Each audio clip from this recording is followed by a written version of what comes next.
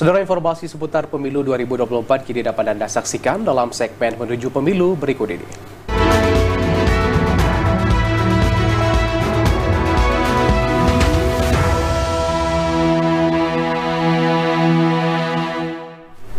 Menjelang penutupan pendaftaran, ratusan bakal calon legislatif ramai mendatangi KIP Aceh. Para pengurus partai politik datang secara bergantian mulai dari pagi hingga siang hari.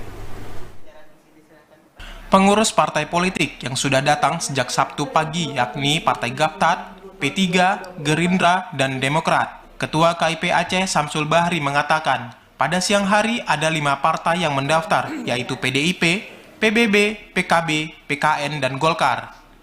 Dengan bertambahnya 9 parpol yang mendaftar ke KIP Aceh pada hari ke-13 kemarin, berarti sudah ada 13 partai yang mengajukan bacaleknya.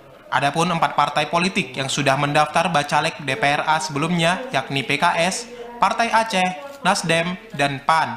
Menurut Ketua KIP Aceh, Samsul Bahri, semua berkas pendaftaran bakal calon legislatif dari masing-masing partai politik, baik partai nasional, partai lokal, maupun anggota DPD, nantinya akan diteliti dan diverifikasi guna mengetahui keabsahan dokumen yang diserahkan.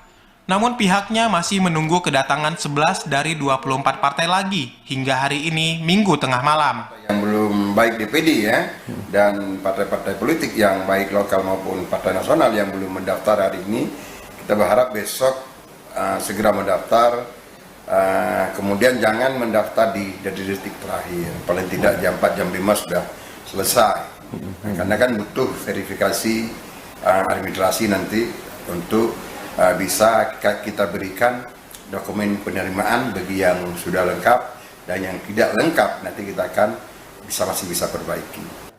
Tampak hadir pada pendaftaran bacalek dari unsur Panwasli Aceh, para anggota dan sekretaris KIP Aceh, serta 5 partai politik. Dari Banda Aceh, Fajariana TVRI Aceh melaporkan.